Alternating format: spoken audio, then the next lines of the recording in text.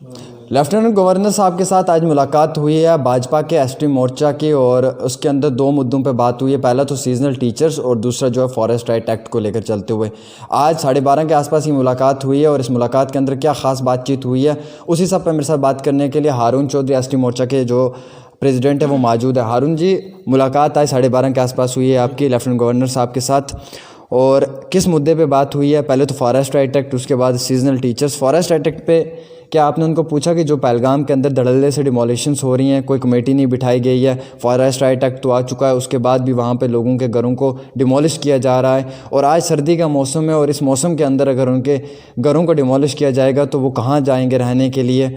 और क्या इसके साथ साथ आपने ये भी उनसे पूछा कि अभी फ़िलहाल जो कानून है वो तो आ चुका है, लेकिन कानून को ग्राउंड पर इम्प्लीमेंट होते हुए नहीं देखा जा रहा है? मैं जनाब पहली बार मेरी मुलाकात हुई गवर्नर साहब से जी, और मुझे गवर्नर साहब से मुलाकात करके बड़ी खुशी हुई। एक तो वो ज़मीनी सतह के आदमी हैं, क्योंकि वो शासी रहे हैं, वो जानते हैं कि जम्मू कश्मीर के अंदर जो गुज्जर बकरवाल लोग हैं ये किस तरीके से ज़िंदगी बसर कर रहे हैं और किस तरीके से ये चल रहे हैं। इसी के मतलब मैं ये कहना चाहता हूँ कि पहली बार आज 12:30 बजे मेरी गवर्नर साहब से मुलाकात हुई, और मेरे एसटी मोर्चा के सभी जो कार्यकर्ता थे, जब सभी जो अहदेदार लोग थे मेरे साथ थे, तो जिस वक्त हमारी गवर्नर साहब से मुलाकात हुई तो पहला मुद्दा मैंने यही रखा कि जनाब 70 साल हमारी कम्युनिटी को यूज़ किया गया, इस्तेमाल किया गया। नेशनल कॉन्फ्रेंस कांग्रेस पीडीपी के लोगों ने आज तक नारे मरवाते रहे। जो फॉरेस्ट राइट एक्ट जो हमारी रियासत के अंदर लागू नहीं था, इसके मतलब जो मैं एक मेमोरेंडम बनाया था वो अपने गवर्नर साहब को पेश किया मैंने, तो उसके मतलब उन्होंने ये बात कही कि 31 मार्च से पहले इसको लागू किया जाएगा। मुझे बड़ी फ़ख्र और बड़ी खुशी की बात हमारे लिए कि पहली बार हमारे एसटी के लोग गवर्नर साहब से मिले, और हमें पूरी उम्मीद है कि 31 मार्च से पहले ये लागू होगा रियासत जम्मू कश्मीर के अंदर। तो आपने मेरे से सवाल पूछा पहलगाम का, उसके मतलब मैं ये कहना चाहता हूँ कि जो वहाँ के लोगों ने, जो चाहे वो मुलाजमीन हैं किसी डिपार्टमेंट के लोगों ने या कोई ऐसी शासी लोगों ने, वो जो वहाँ पंगा करके वहाँ एक हमारे लोगों के जो कोठे गिरवाए गए, तो मैंने गवर्नर साहब से ये अपील की कि ऐसे ऑफिसरों के ख़िलाफ़ सख्त कार्रवाई की जाए, और जल्दी इस बात की इंक्वायरी होनी चाहिए कि किस तरीके से वो मकान गिरवाए गए। उसके बाद महबूबा मुफ्ती वहाँ पहुँची, तो ये ऐसा ना हो कि वहाँ नेशनल कॉन्फ्रेंस कांग्रेस और पीडीपी के लोगों ने कुछ चाल करके वहाँ वो कोठे गिरवाए, तो वहाँ के जो ऑफिसर हैं जिन्होंने वो मकान गिरवाए हैं, कोठे गिरवाए गए हैं, उनके ख़िलाफ़ सख्त कार्रवाई की जाए। दो मुद्दे थे। एक मुद्दा मेरा ये था कि जो सीजनल टीचर, जैसे सेंटर से वो वहाँ आर्डर भी हुआ सेंटर से, वो यहाँ इम्प्लीमेंट आर्डर नहीं हुआ जम्मू कश्मीर में। मैंने गवर्नर साहब से ये अपील की कि उस आर्डर को यहाँ इम्प्लीमेंट किया जाए, तो उन्होंने मुझे पूरा यकीन दिलवाया कि 31 मार्च से पहले रियासत जम्मू कश्मीर के अंदर फॉरेस्ट राइट एक्ट वो भी लागू हो जाएगा। और जो सीजनल टीचर हैं उनके मतलब की मैंने बात की, वो भी कहा गवर्नर साहब ने कि जल्दी से जल्दी वो भी लागू हो जाएगा रियासत जम्मू कश्मीर के अंदर। यहाँ पर जब आपने इनसे ये कहा कि जिन ऑफिसर्स ने वहाँ पे जो वो घर थे उनको डिमोलिश किया, कोई उनके पास अभी ऑफिशियल ऑर्डर नहीं आया था इस चीज़ का कि बिना एक ऑफिशियल ऑर्डर के वहाँ पे जाना, वो घरों को डिमोलिश करना, और फिर बाद में उन लोगों को आज सर्दी के मौसम में काफ़ी दिक्कतों का, परेशानियों का सामना उठाना पड़ रहा है। हालांकि इस न्यूज़ को इंटरनेशनल मैगज़ीन्स ने भी कवर किया है, जम्मू कश्मीर के अंदर से बाहर की जो नेशनल के साथ साथ इंटरनेशनल बैनुल-अक़वामी सतह तक भी ये खबर पहुँची है। तो भाजपा की सरकार के अंदर आप लोग कह रहे हैं कि फॉरेस्ट राइट एक्ट मिला है, आप लोग कह रहे हैं कि फॉरेस्ट राइट एक्ट पे गुजर बकरवालों का अधिकार है। अगर अधिकार है तो ग्राउंड पे क्यों नहीं है? लेफ्टिनेंट गवर्नर साहब आपके हैं, एडमिनिस्ट्रेशन आपकी है, कानून आपका है, कॉन्स्टिट्यूशन आपका है, संविधान आपका है, और इस संविधान के अंदर, आपके कॉन्स्टिट्यूशन के अंदर अगर किसी के साथ गलत हो रहा है तो इस गलती का जो खुमियाजा है वो कैसे भुगतना है? क्या उन ऑफिसर्स के खिलाफ सख्त से सख्त कार्रवाई होगी?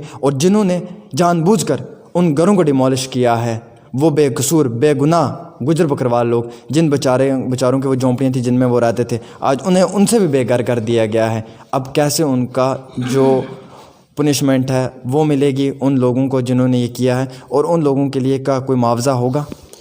देखो, ये रियासत जम्मू कश्मीर यूटी के दौर में 35 सरपंची इलेक्शन हुई, उसके बाद वीडीसी इलेक्शन हुई, अभी डीडीसी इलेक्शन के चुनाव चल रहे हैं रियासत जम्मू कश्मीर के अंदर। तो दूसरी जो पार्टी हैं वो इस वक्त बौखलाहट में हैं, उनको पता है कि हमने हारना है। उसी के कारण ये एक ऐसी साजिश की गई है पहलगाम में, मुझे ऐसा लगता है कि वहाँ से मुझे काफ़ी लोगों के टेलीफोन भी आए, हमारे लोग भी वहाँ रहते हैं, एसटी गुजर बकरवाल लोग, वहाँ एक साजिश के तहत जो कार्रवाई की गई है उसके बाद में साजिश वाले भी लोग वहाँ के लोग हैं, लोकल ऑफिसर हैं, तो मैंने गवर्नर साहब से ये अपील की है, डिमांड की है कि सख्त सख्त उनके खिलाफ कार्रवाई की जाए। यहाँ पर एक चीज़ और भी देखने को मिली है, जिस तरीके से सीजनल टीचर्स की आपने बात की, पार्लियामेंट के अंदर उनका कानून पास होता है और कहते हैं कि जम्मू कश्मीर के अंदर लागू हो चुका है, लगभग आज से 1 साल 1.5 साल पहले की बात है। और इसी के ऊपर आपके प्रेसिडेंट रविंद्र रैना जी ने भी मुझे कहा था कि जी बिल्कुल सीजनल टीचर्स को यहाँ पे परमानेंट कर दिया जाएगा, उन्हें हर महीने की तनख्वाह जो है वो उनके अकाउंट्स में मिलेगी। लेकिन आज भी वो लोग जो हैं वो अब तिहाड़दारी लगाते हैं। 6 महीने का सीज़न होता है गुजर बकरवाल बच्चों का, और वो 6 महीने में भी वहाँ पर टीचर्स नहीं जा पाते हैं क्योंकि उनको पूरे तरीके से ऑर्डर नहीं मिला होता है। तो ऐसी लापरवाहियों के लिए आप किसको जिम्मेवार ठहराते हैं? क्या अपनी भाजपा की सरकार को, क्या लेफ्टिनेंट गवर्नर साहब को, या फिर यहाँ के एडमिनिस्ट्रेशन को जो सोई हुई है, जो काम नहीं कर रही है? इसके मतलब मैं ये कहना चाहता हूँ कि हम किसी को दोषी नहीं ठहराएंगे कि रियासत जम्मू कश्मीर के अंदर प्रधानमंत्री मोदी साहब ने दिल्ली से तो ऑर्डर कर दिया है, लेकिन वहाँ यहाँ यूटी में वो ऑर्डर इम्प्लीमेंट नहीं हुआ है। तो इसके मतलब मैंने गवर्नर साहब से बात की है कि जल्दी से जल्दी उस ऑर्डर को इम्प्लीमेंट किया जाए।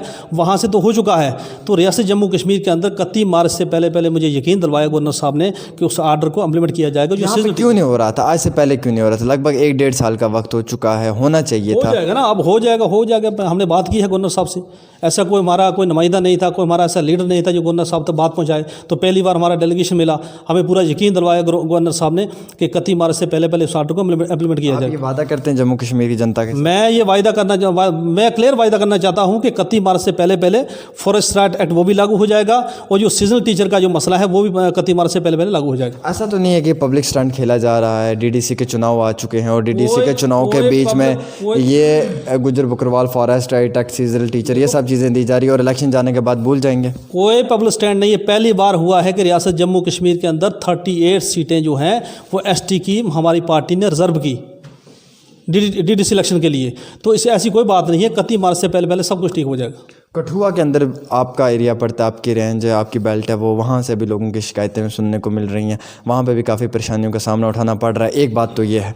दूसरी, इसके साथ साथ मैं इसमें ये भी ऐड करना चाहूँगा कि यहाँ पर अब क्लेम करना होगा, क्लेम कैसे करेंगे? कमेटी तो बिठाई ही नहीं है, किस तरीके से जाँच पड़ताल की जाएगी कि लोग अपनी दरख्वास्त, अपनी जो एप्लीकेशन है वो लेके डालेंगे कि भाई ये हमारी ज़मीन, हमने 70 साल से इस पर अब हमारा राज है? क्योंकि कमेटियाँ तो बैठी नहीं हुई हैं, कमेटियाँ तो बिठाई नहीं, और कमेटियाँ बिठाने से पहले डिमोलिशंस कर दी गई है। तो ये देखने वाली बात है कि अभी कमेटी बिठाई नहीं, आप पहले डिमोलिशन कर रहे हैं। अब कमेटी बिठाने के बिना आप कह रहे हैं कि आप लोगों का वहाँ पे 31 मार्च तक सर्वे होगा। तो यहाँ पे एक शक की सुई जो है वो इसके इर्द गिर्द घूम रही है कि शायद कार्रवाई जो है वो बड़े पैमाने पे नहीं होगी। देखो, नेशनल कॉन्फ्रेंस कांग्रेस पीडीपी के दौर में ये नोटिस आते थे, ये निकलते थे पहले भी, लेकिन इसके मतलब मैं ये कहना चाहता हूँ कि मेरी वहाँ, आपने कठुआ की बात की, वहाँ मेरी डीएफओ साहब से बात हुई थी, ऐसी कोई बात नहीं, 31 मार्च से पहले सब कुछ ठीक हो जाएगा। चलिए, हर बात का जवाब एक ही है कि 31 मार्च से पहले ठीक होगा। देर आए दुरुस्त आए। हम तो यही चाहते हैं कि जिन भी लोगों के साथ गलत हुआ है पहलगाम के अंदर, कठुआ के अंदर, या फिर उसके साथ साथ पुंछ रजौरी के अंदर, जहाँ पे भी गुजर बकरवाल लोग हैं, उन सब के साथ जो वादे किए गए थे वो पूरे होने चाहिए। एक आखिरी सवाल, रैना जी ने कहा था 35,000 फ्लैट बना के दूंगा। आज लोग सवाल कर रहे हैं, 35,000 फ्लैट तो दूर की बात है, जो 35 झोंपड़ियाँ थी गुजर बकरवाल लोगों की वो भी तोड़ दी गई हैं। तो क्या फ्लैटों की उम्मीदों में रहें या फिर अपनी झोंपड़ियाँ भी जो हैं वो भी गंवानी पड़ेंगी? 35,000 फ्लैट बनाएंगे जब हमारी रियासत जम्मू कश्मीर के अंदर हमारे गुजर बकरवाल लोग भारतीय जनता पार्टी को अक्सरी से जिताएंगे डीडीसी इलेक्शन में। उसके बाद यहाँ के जो एमएलए वो भी हमारी पार्टी के जीतेंगे, चीफ मिनिस्टर हमारी पार्टी का बनेगा। वो दिन दूर नहीं कि रियासत जम्मू कश्मीर के अंदर सबसे पहले गुजर बकरवाल के लिए फ्लैट बना जाएंगे। ऐसा तो नहीं कि ये लॉलीपॉप दे रहे हैं आप जम्मू कश्मीर? कोई लॉलीपॉप नहीं, अच्छा है। देखो, मैंने आपको बताया कि पहली बार 38 सीटें जो एसटी के लिए रिजर्व की हैं, ये भी तो मोदी साहब की देन है ना, ये भी तो मोदी साहब की देन है।